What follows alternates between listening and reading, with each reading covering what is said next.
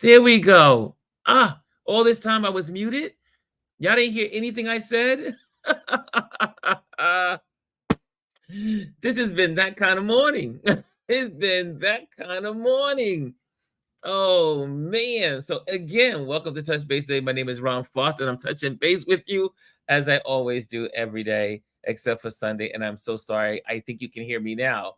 I don't know why the mute went on. I just don't know why the mute popped on. Anyway, here I am. You can hear me now. I think you can hear me now. Can you hear me? Now you can hear me. Thank you so much. I don't know why I didn't see you guys saying.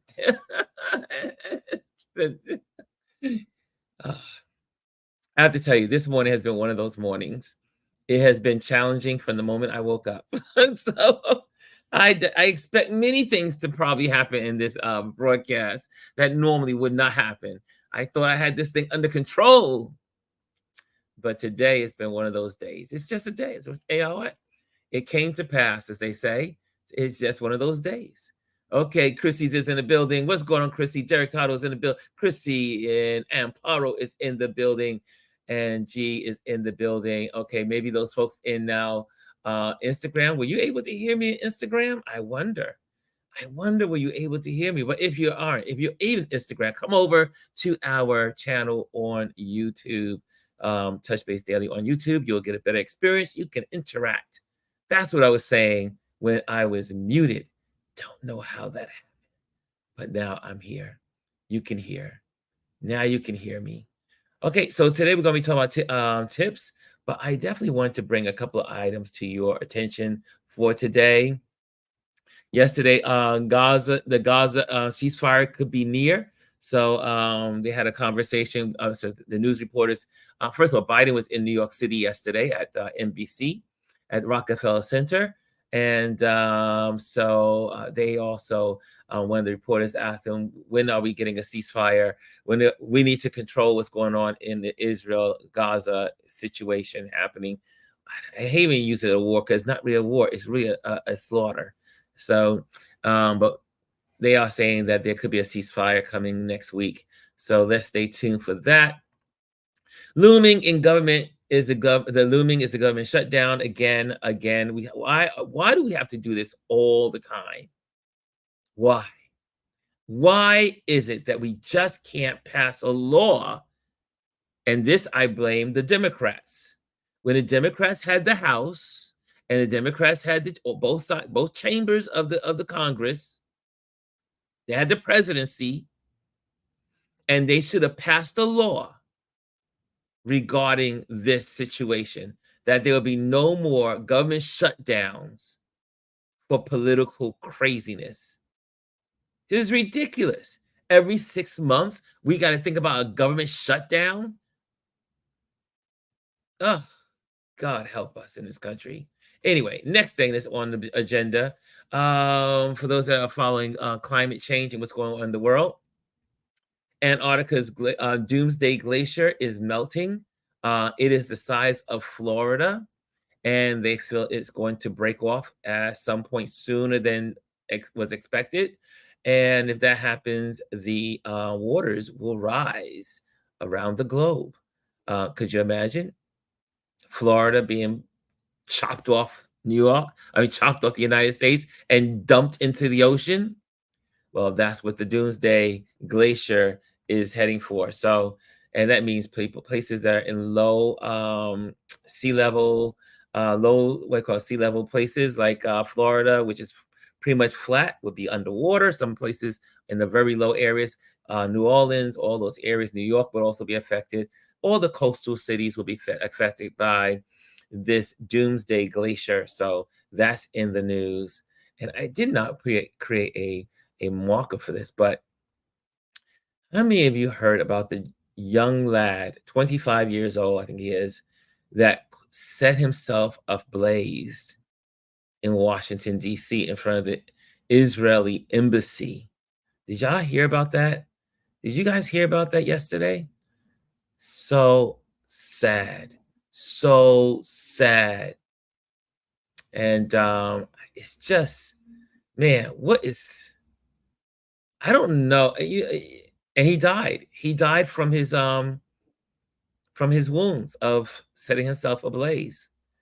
What do you, have you guys heard about that? Yeah, yeah, he died, Chrissy. He died. That's why I bring the news to you guys every morning because I know some of the stuff you haven't heard. Some of you guys are not, tuned into like that. But yeah, he in the protests of what's going on in Israel and Israel's assault on the folks on the Gaza Strip. He's in the Air Force. He was Air Force. I forgot what rank he was, but he was in the Air Force, and he decided to go in front of the Israeli embassy and set himself on fire in protests, and he then later died. Uh,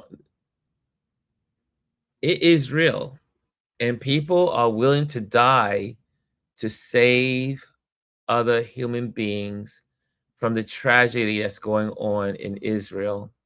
I should say, with the Israelis against the people of Gaza Strip.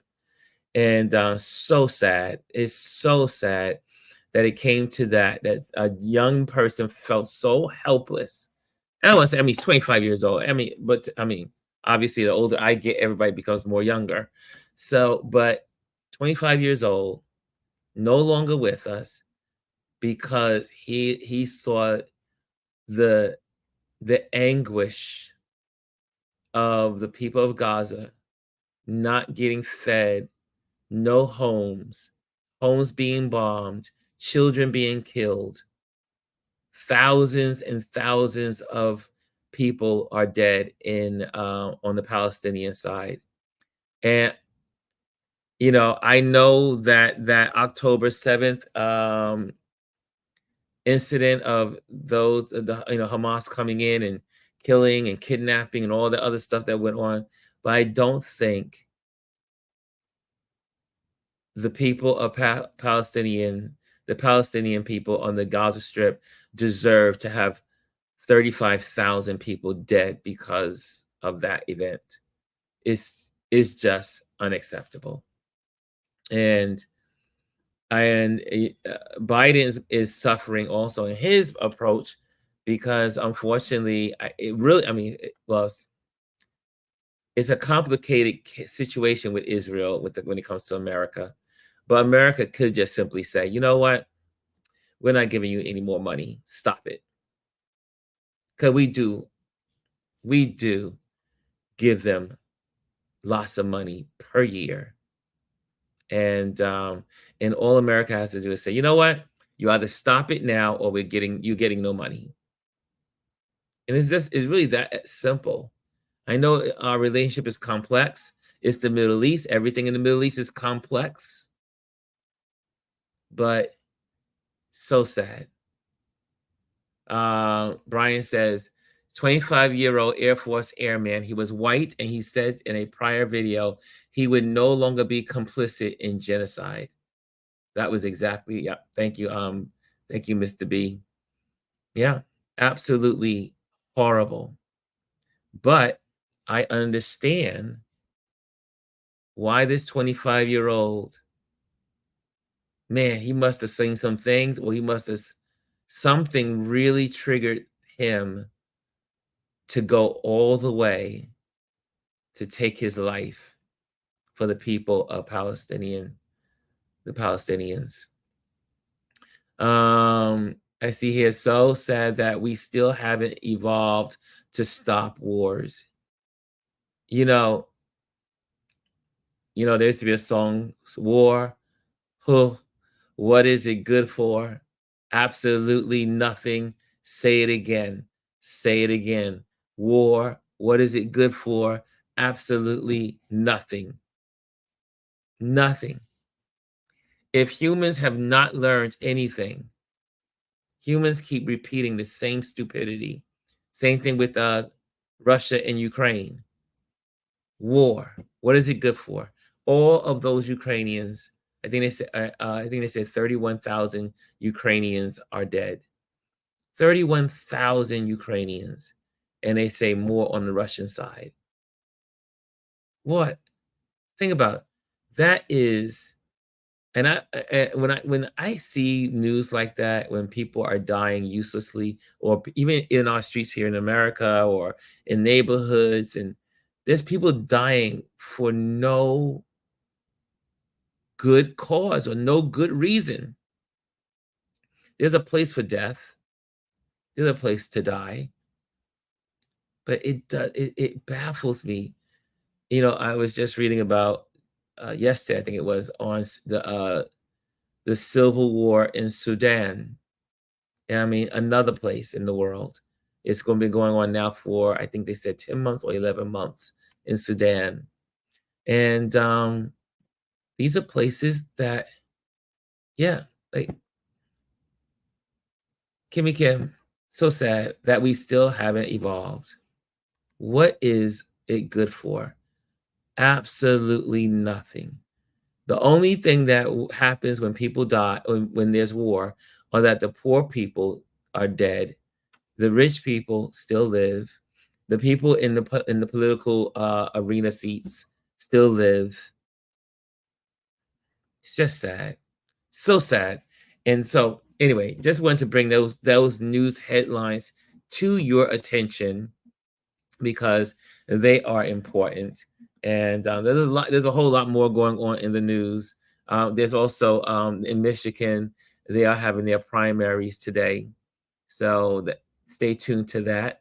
They are going to do what's called a protest protest vote against Biden on the Democrat side, and then on the Republican side is going to be obviously a vote for Trump. Derek says, our problem is we spend more on war and other countries, and not take care of the citizens in our country. Absolutely. Yeah, G says that part. Yeah. I mean, they're always saying they have no money for healthcare in this country. The money we spend on one bomber could feed the whole country. One bomber, one F-16, one stealth bomber. Let's put it that way. One stealth bomber could feed the country for years. One stealth bomber. Computer, how much does a stealth bomber cost? The Northrop Grumman B-2 Spirit bomber cost $737 million US. Look at that, 700. Computer, repeat. The Northrop Grumman B-2 Spirit bomber cost $737 million US. $700 million for a stealth bomber. 700 million for one. For one. Yeah, it's just sad. We are, but again, you get the country you vote for. If people don't vote for people that care about humanity, then you will not get that outcome. If you don't vote for people that care about feeding the poor, the widows, educating the uneducated, that's the country you get. And for some reason, part of our country loves to put people in office that do nothing for them. Do nothing.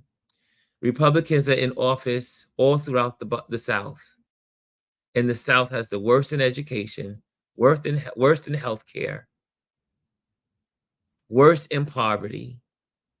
The northern, I should say the big city states, take care of the southern states. But yet these still southern states still keep voting people into office that really don't care about them. And as much as they talk about caring about life, they don't care about that either. I'm supposed to be teaching, am I? I'm supposed to be going to teaching Tip Tuesday. But I just had to talk about this for a moment. I usually try to stay clear of politics on a Tuesday, but I couldn't resist. Kimmy Kim says the politics are keeping the crazy, greedy men from taking over. Brian says in today's Michigan primary, many Republicans are voting Nikki Haley to combat Agent Orange. Oh, okay. Hopefully, we'll see Nikki win. Not that she's even any better than Trump. Well, she is better than Trump, but she's still a little crazy on her policies. Brian says also, when I voted, the Democratic primary slip has a box for uncommitted. Yes, that's what's on the box. Uncommitted. Michigan's has the biggest Palestinian, Arab, and Indian population in the United States. Yep, and they are making their voices known. Oh, we just lost Instagram again. Oh, well, that's why we can't do Instagram. Instagram, sorry, guys. That's why I keep telling you to come over. Instagram feed just dropped again. Sad. Oh, well. Oh, well. Sorry, Instagram folks. But everyone's in here, so that's good. Everybody's already made their transfer over to YouTube. Most of our community is here. But yep, Instagram just dropped again. Doggone Instagram. G says, you and that janky IG. She keep telling me, don't use it. But people come in through Instagram. People get the alerts from Instagram, it seems to. But yeah, Instagram, as usual, is acting up. It is no longer working. So anyway, it is what it is. Sorry. Okay, let's get to class. Let's have some conversations on tips for cityscape sunset photography. And let me get this all cued in.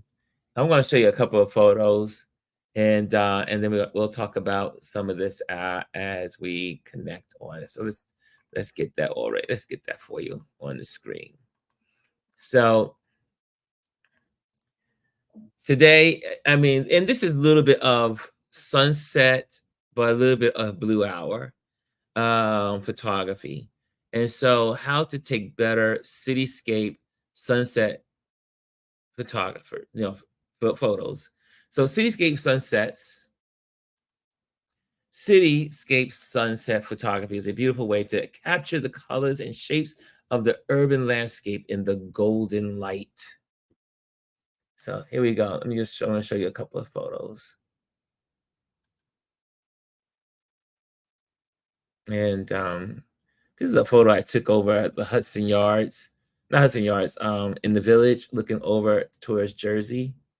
And people say, Ron, did you put that line in there? Nope, that was exactly how the sky looked. It was crazy. That's why I took it.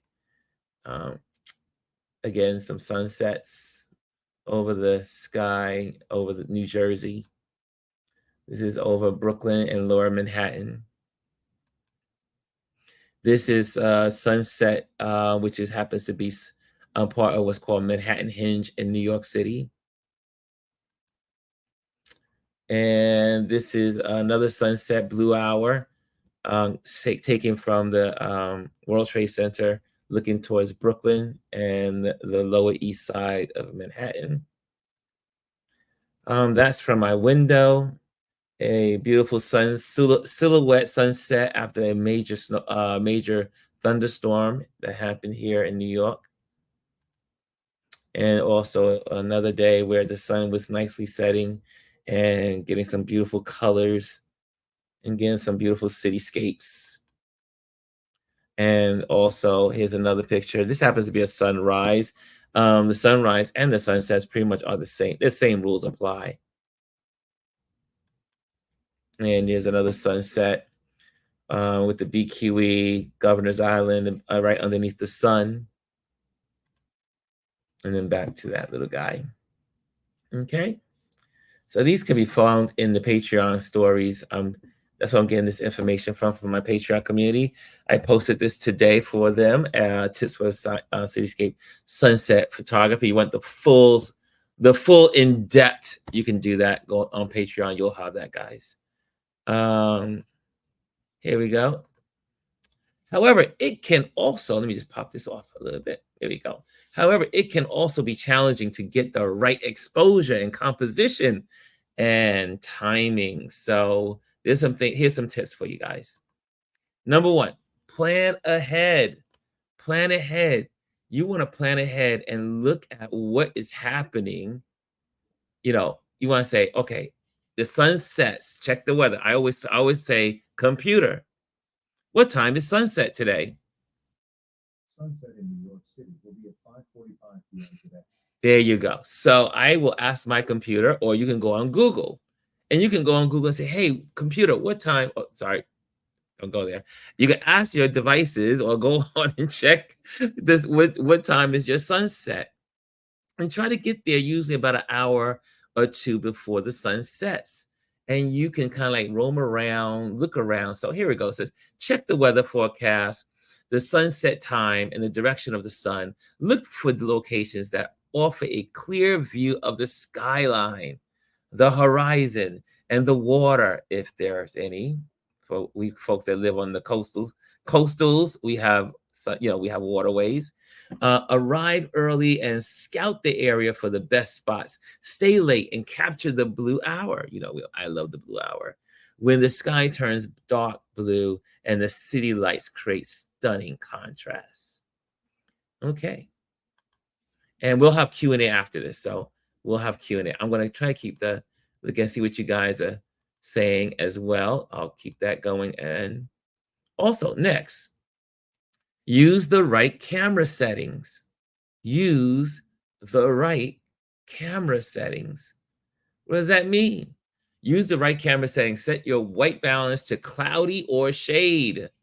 Like for many of us, we have these settings on our camera, and most of it's using you can catch in the back screen, and for the newer cameras, but on the older cameras is up here, and you can look at your white balance, and you can set it to cloudy or shade. And what that does, it just gives it offsets the white balance from what it really is to now more warm colors or more cool colors. So that way you get more warm means more orange, more yellows are in the picture. If you say cooler, it means more blues, more whites. So it gets more, like when you think of the Game of Thrones and the creatures coming in from it's winter is coming, and the creatures are coming in, the bad guys, the winter soldiers. The scenes are all blue because they add extra, that extra cloud in there. But then you can go to a scene in the Game of Thrones where they're in the southern countries. Then you see a tint of orange, which we call warm. So they kind of use that in film. Film will use certain little tricks of the trade to kind of like convey their messages. The South is warm, so you use these beautiful warm colors. And then in the cold places where you want to really enhance cold, you use the blues in your white balance. A little trick there. Oh, okay. So the next thing you want to do is use a tripod. I so happen to have a couple here. So here you go. Use a tripod. Oops, let me say this. Use a tripod. A tripod is essential for cityscape sunset photography, as it will stabilize your camera and allow you to use slow shutter speeds without camera shakes. Right? But before I go, let me go back to that. I want to read something to you guys when it comes to camera settings as well. Hold on a second. Let me get this here for you on camera settings.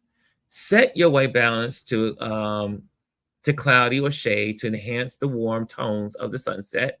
But you can also use a low ISO to reduce noise, and a small aperture such as f11 or f16. Now, for those that were in my class, y'all know what I'm talking about. That's right. We talked about this in our last class for the month of February. In our class, we talked about f-stops. And so to increase the depth of field and to create starbursts from the lights. Adjust your exposure compensation to underexpose slightly and avoid blowing out the highlights. You can also use exposure bracketing. That's kind of deep for those that are not really like in their photography and using those big cameras, and HDR to capture more details in the shadows and highlights. Now, when it talks about HDR, a lot of us have HDR. I got all these little toys here. I mean, a lot that I'm talking about, you still can use with your smartphone. Your smartphone can still do all of this stuff. So most of the time, you can go into your phone and you can click on in your settings. It'll say camera settings. So if it's camera settings, go to camera settings. In your, I forgot how it goes in Apple because I don't have an Apple phone yet, but in Samsung, just go into settings and hit HDR. And what that does is the computer generates many layers of photos as you click. So it's clicking away. It's taking many photos at different exposures, and then the computer combines them together. So you can do that with your phones. Use HDR. For sunsets, we are talking about sunset cityscape photography, right? Also, you want to take your phone and, use those grids. We always talk about those grids. But now the next thing I'm going to go to, I got all these cameras. I got all these toys here. Now I want to go to the tripod area. So I have the tripods here. And this is a little tripod. This is a little guy that you hang out. You kind of like set it up, and then you put this camera on top of it. And what it does is stabilizes the camera so you can go on what's called low shutter speeds, because your f-stop is going to be on the higher numbers, which is like f11, f16. But then your shutter speed needs to be lower so you can take in all the light. But it takes time to bring in all the light. So you need a low shutter speed. And to prevent the vibration or shakes or blurs, you want to put it on a tripod. And usually when you do on a tripod, you do also, I use a timer because I don't have what we call a shutter release button. There are shutter release buttons. I don't use them. I like the timer. So I'll time it for that. It will count down to 3 seconds or 5 seconds. So that way, when I press the shutter button, the camera will stabilize and will not be moving when the camera starts to photograph the image. Okay, so you can use a timer, 3-second timer, 5-second timer, or whatever how much you think you need, but it's usually 3 or 5 is good enough. And then the camera will stabilize after you hit the button, because as soon as you hit the button, the camera will move. The camera will move, even though it's on a tripod, it will move. Now, how do you do that with a smartphone? You could do the same thing with a smartphone on a tripod. Some of us have these nice little devices here, and our phones stick to it. Like this particular phone sticks to this little guy, and I can kind of like set it up and it won't move. But also, I use these guys. Now you probably say, what is this? This is like a travel tripod. It's like, I have this tripod. Look like something from Lost in Space. But what it does is, I may not be able to use a tripod in certain places, like buildings. Like if I go to the World Trade Center, no tripods are allowed. Go to One Vanderbilt, no tripods are allowed. Go to On the Edge, no tripods allowed. And the Empire State Building, no tripods are allowed.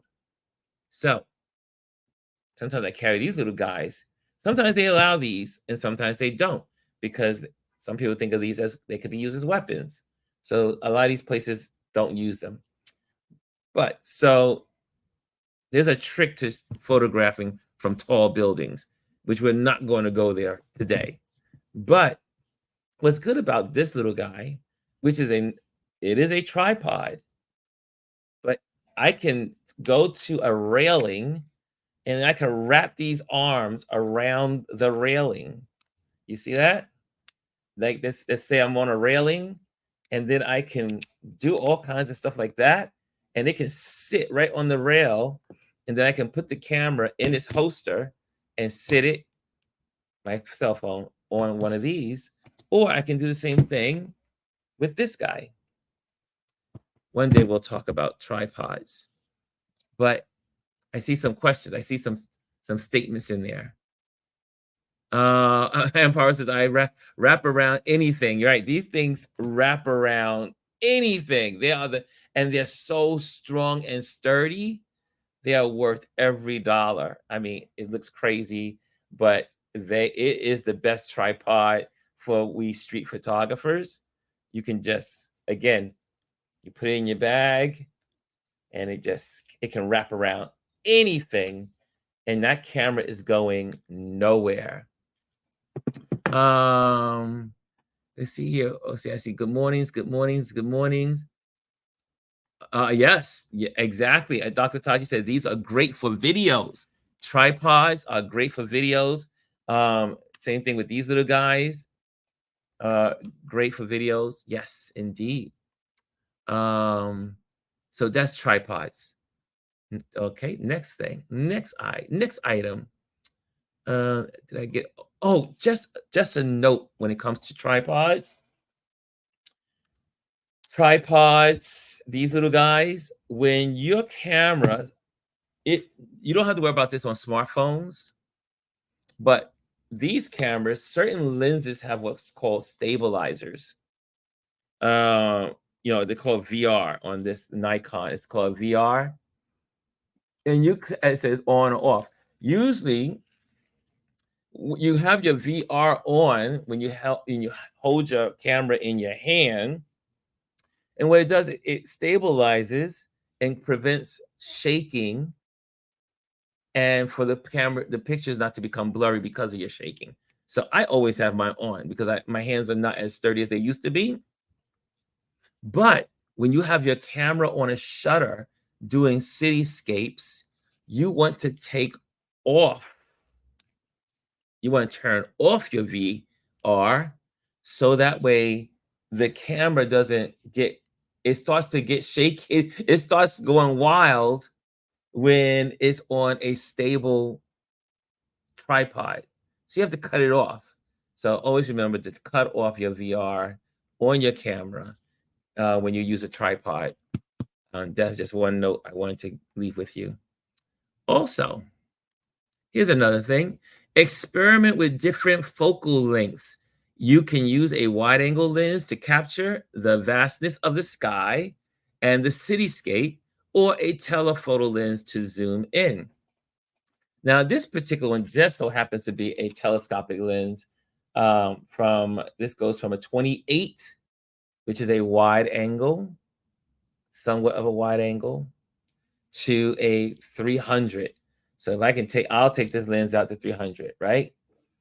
And so this is really good for me when I'm doing my street photography or doing cityscapes, because then also there may be something in the cityscape, like, can I show you this? I'm going to go back to showing you a photo. Let's show a photo here. Here we go. And voila. I could have had that all signed. There we go. Like you may say, oh yeah, this is a beautiful cityscape. I want the whole skyline. But there may be parts of the cityscape that you may want to capture. You may just want to capture the bridge, right? So if you capture the bridge, you can zoom in on the bridge. That's the beauty of having zoom lenses, is because you can go from wide, like capturing the whole city skyline, to getting tight, and I should say zoom in, and then catch a particular subject and frame it nicely in the camera, whatever you want to tell your story. And on the smartphone, we can do the same thing, because why? For most of us, we have three lenses. The new Samsung has three going down. I'm still debating about my Samsung, because Samsung is really the best cameras for photographers. Just saying. I know Apple has come a long way, but the doggone Samsung may keep me because of the camera. But that's sidebar. But on your smartphone, you can use your wide angle lens. You have what's called normal, wide, and zoom. You can do the same thing with your smartphone, right? So don't be afraid. Well, here's a note on your smartphone. Use the exact setting of the lens. Like for instance, if you want to use wide angle, click on wide and just leave it on the wide. If you want it on the zoom, just click on the zoom and use it on the first setting of the zoom. Don't do the pinching thing and zoom in and zoom out. Usually what happens is that those pictures are not as clear as if you just simply took it in its original wide angle, click the button to wide, take the photo, or zoom, take the photo. And if you do that, then you can crop later and the photo will be clear, more clear than if you zoomed in with that little pinch thing that we like some folks like to do. Okay. They're like, oh man, my photos are not as clean and clear. You're probably zoomed in with the little pinch on the screen. Don't do it.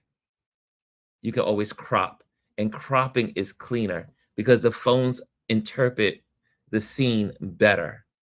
Okay.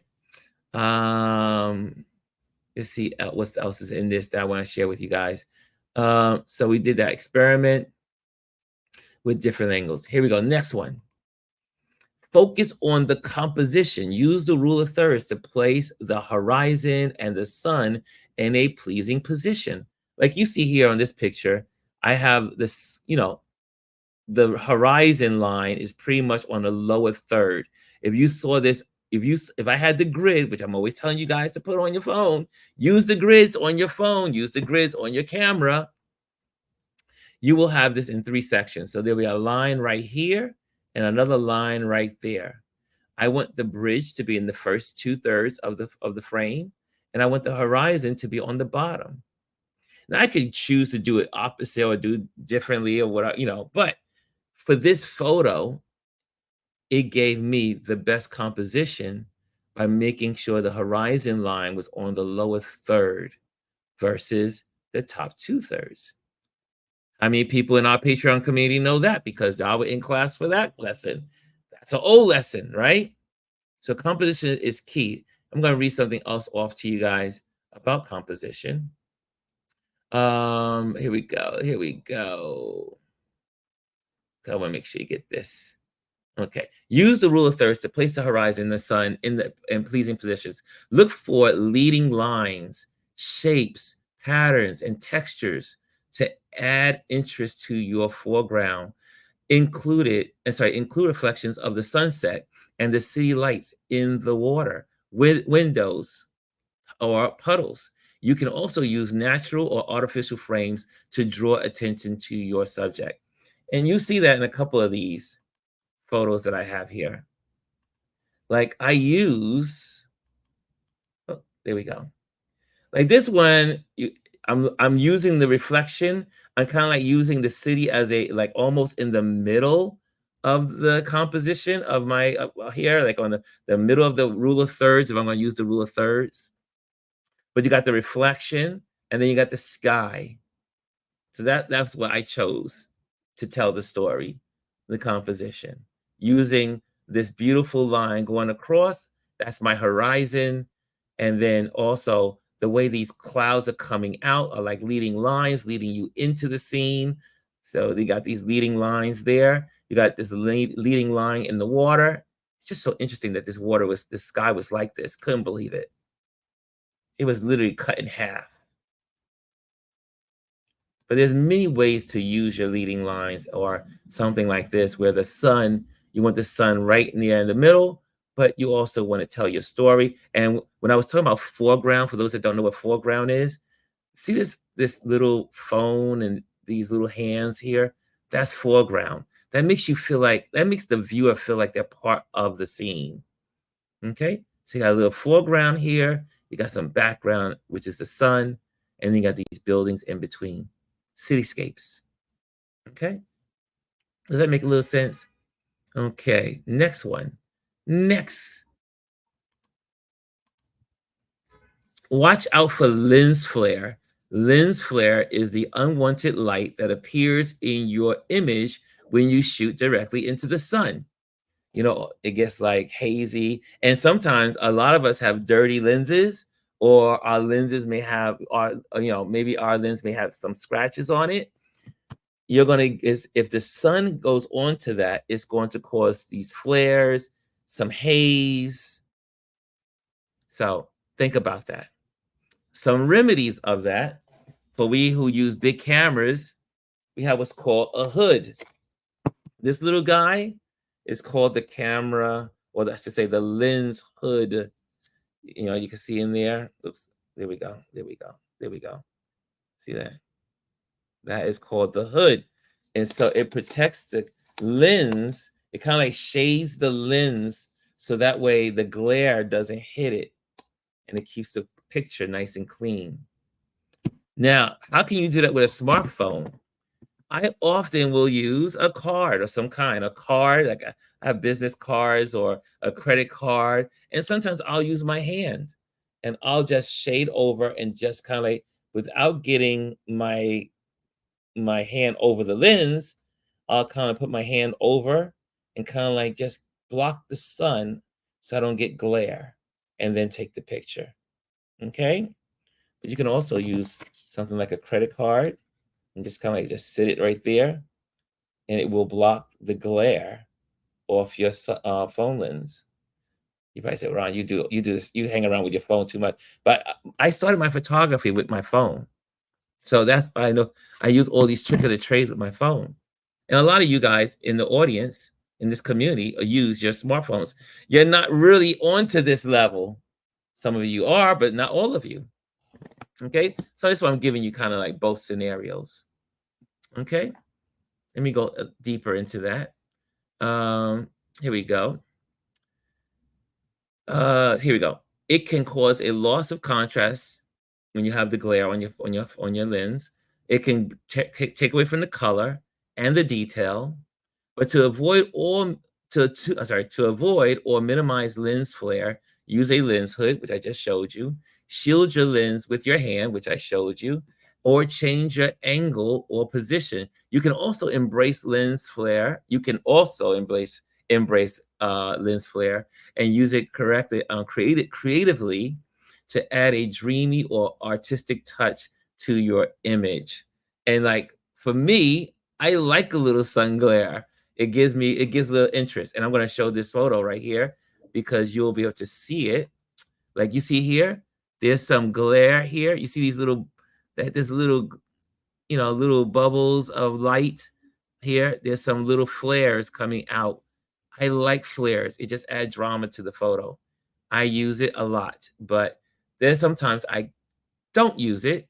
Like I want to do a beautiful landscape, but if I want the sun between buildings and I want it to have flares, then I'll use that. So again, it's how you want to tell your story. Okay. And the same thing with using your smartphone. Last but not least, have fun and be creative. Cityscape sunset photography is a great opportunity to express your artistic vision and experiment with different techniques. Okay. Now we're on Q&A. Any questions? Did anyone learn anything there? I hope someone did. I see Amparo said, why do some people like lens flare? There's a question. I like it. I like lens flare because it adds drama. Like, for instance, you can have a scene with a couple on the beach and the sun is setting, and then you take the picture of the couple, and it just gives it that romantic feel between the two of them, the glare of the sun bouncing off the side of the lens of the camera. So there's certain looks that flares give to tell the story. You'll see that in film a lot. People that are filmmakers use the technique of the flare or the what we call the burst, the sunbursts that come out of the camera from different some of the scratches in your lens, or it could be just the angle. Most of our lenses are not purely like clean or without some scratches, but a lot of that happens. Omar says, I love lens flare. See, I think all the creatives will love the lens flare. It really does. Like I said, look how, I mean, I have a lot of photos on Manhattan Hinge. Manhattan Hinge, I've done this probably for like 7 years of Manhattan Hinge. And but I like having these reflectives. I like having these bursts of glares. Do I have another one here like that? No, I don't have any others with flares. No, I didn't bring out any of the other ones. I had to kind of like be cool with you guys on the to me photos here. But yeah, flares are really beautiful. Amparo says, so mostly for romance or to add haze. It could be for many things, but I use it for, I like it to just, it gives me dimension. It just makes the scene feel full. I don't know if that makes sense. But yeah, but it is used for artistic or creative purposes. Now, you may want a very clean cityscape photo like this one. This one is a cityscape photo. The sun is just behind the buildings, and I wanted to get a beautiful silhouette. There are no flares in this shot, right? What's the difference between flares and bokeh? Ah, flares. Okay, so you just saw the flares. The flares, like flares, you see the flares coming out from the sun. And you're taking pictures of the sun. And Omar, you may chime in if you want to. But bokeh is the lights. Like you're photographing a person, right? And there's city lights in the back. And you adjust your depth of field so that the bokeh, what they call bokeh, I know that's a photographer's term, but the little lights in the back become like soft little like little soft circles. That's bokeh. They're like little soft circles. You know what? You know what we can do? We got the Google machine. How about that? And I can kind of like put that in there so you can see the difference. I love it. Here we go. Look at that. We can use some. There we go. There's some bokeh. That's the best way to describe it. You see that? See how these circle lights are? See that? See how, here's another one. See how those they're soft, but they really add to the background. Omar says bokeh is corrected by shallow depth of field, which can change the shape of lights and texture to a blurry look. Right. Okay. So for instance, for those that are in the camera world that understand what depth of field is, so you may have your your f-stop at like a f 1.8 or 2 or a 3 or 4. You know, sometimes you can even get some bokeh with 5.6, depending on where the person or the subject is in relationship to the lights behind it. And flares. So now flares, I'm going to give you some more samples. How about that? This is going to be easy. That's why I love Google, the Google machine. Oops. Flares. Let's flare images. Let's do that. Oh, nope, that didn't come out right. That didn't work. Flares, images, photography. There we go. There we go. So that would be a flare. See the flares? Now, you can get flares with stars. You can get flares from a source of light. But you see how that the flare and you get these beautiful beams coming out of it. Those are the flares, right? So bokeh is nice and soft and clean. It's a circle, beautiful, soft circles. Flares are lights coming out, feathering out. That was a good question. Thank you, Janet. I like that one. Omar, did I answer that correct, Omar? from Mr. Omar's in the building. Okay. Any other questions? Q&A time. I see Empower says she loves Manhattan Hinge. Trying to do reverse Manhattan Hinge. Missed it in January. Yeah, you gotta come out to Manhattan Hinge. It's always the last for regular Manhattan Hinge. It's usually May 29th that week. May 29th to 20 is 2 days, 29th and 30th. And then you'll get it again on roughly July 7th and 8th, I think it is. Okay. Any other questions? Janice says, thanks, guys. Okay, I got it, Omar. Thank you, Omar. I gotta get the approval from my mentor there. Okay, cool. Any other questions regarding this? But definitely, folks, you can do a lot with your smartphone as well. Again, if I can, let me just show you something. Now, when taking pictures of some bright objects, or let's say the day is really bright, but you want to get a darker image or a darker exposure, we have what's called filters. This is a filter. Well, this one's a polarized filter. This is one of my beat down ones. I don't use it any longer. It's scarred up, it's scratched up, but I want to use it for you guys so you can see what a filter is. A filter is thin. It goes onto the camera lens, right? And then you can just screw it on and it'll go onto the lens.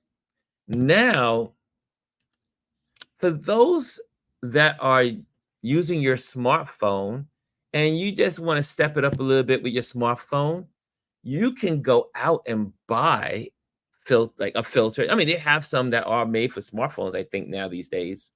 But you can just get a regular smartphone, a regular filter. And then when you take pictures, same thing, you could use your eyeglasses or your shades, and you can just simply do that and take the picture. You see?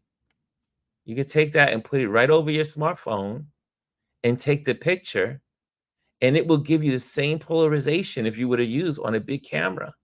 They come in different shades, they come in different darkness, so you can get them really dark, you get them, just you can even get them in colors.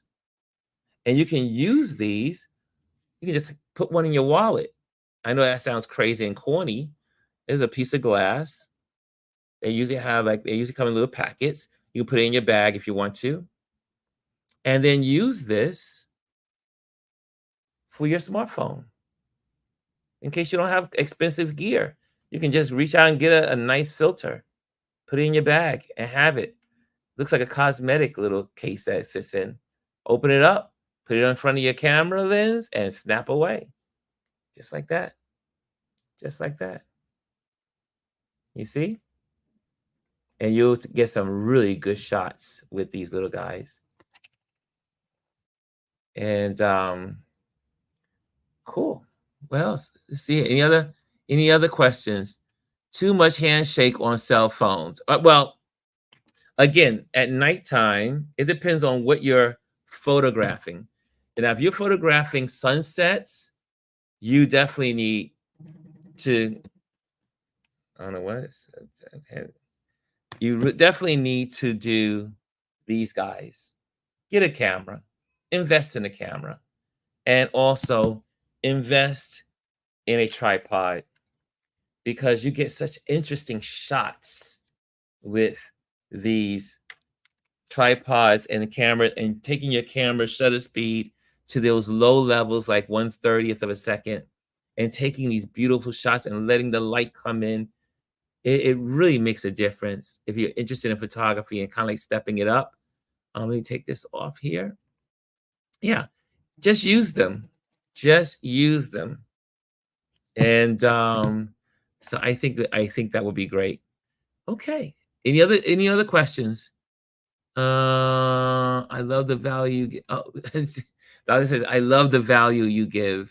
Yeah, I mean, it's informal kind of lesson tips. You know me. I just try to keep it where you guys learn something. Brian says, I'm just blown away. Really? Brian, what blew you away? What about this tip Tuesday blew you away? What did you learn that was like, wow? Yeah. And Chrissy said, that's cool. Yeah. So, but anyway, you learned about these camera lenses, camera hoods, right? You get a hood, or you take your hand, put it over your camera, take the picture. Take the picture just like that. And that way you don't get any flares or glare on your lens. There you go. Okay. Anything else? It is 12:16. It is time to let you guys go. It is time to let you guys go. I hope that you learned something today besides the politics that I threw at you this morning. I said I learned I'm totally not using my cell phone camera to its fullest. Yeah, you can do a lot with your smartphones. Your smartphones, and you can add little stuff that you can use on your big cameras. You can use, like, again, something as simple as this to change the feel of your photos. And if I can kind of like, I wish I could, if I turn it around, you see it's changing hues. Like, that's cool. You see, that's like a bluish tone to the picture, right? I look more bluish and greenish. But then if I move it here, I look more orange, right? So this is a polarizer. You can change it to cool to hot just by adjusting it like that. So that'll be little guys. You can always put one in your bag. You can always have that. Okay. Thank you. Thank you, Mr. B. Okay. Okay. Well, tomorrow, speaking of Omar will be our guest tomorrow. And I'm so excited because Omar, I'm going to ask questions about, I'm going to interview Omar. So Omar won't just be chatting. I will be interviewing Omar. And then he's going to share some uh, insights about some things that he's doing and some new things that are on his plate. He's going to do some travels, and so he's going to share some of that as well. So that's what we'll be doing tomorrow. G says, woohoo, Omar Ramos. Yeah. Have a great balance of the rest of the day. What way to start the day? Thanks, Ron. Metal yellow, first red. Look at that. Okay, cool. Using the bendable tripod to attach to get city aerial shots. Yep. Use this baby. I go down to the Bridge Park, and I don't feel like carrying my big tripod. I take this and I wrap it around. I wrap it around the railing and put my camera on it, and then I am done. Right? That. Just use the objects around you. So these are really great products. You can catch these at B&H. Just look on the tripods, and this will be also under that section. Okay, I think that's good. You better be on time, Omar. You better be on time. I'm coming to Texas. Oh gosh. Okay, so we'll be on here tomorrow. Tomorrow's our Wisdom Wednesday, and we'll have our guest, Omar Ramos, will be our guest tomorrow. I hope you guys got something out of today's Tip Tuesday, And I will talk to you guys tomorrow. Let's see here. I think we got it all. You know how I like to do. Since I did not come on with the intro, I will leave with an outro, and you guys can hang out and chat a little bit as we close out. Okay, guys. See you tomorrow.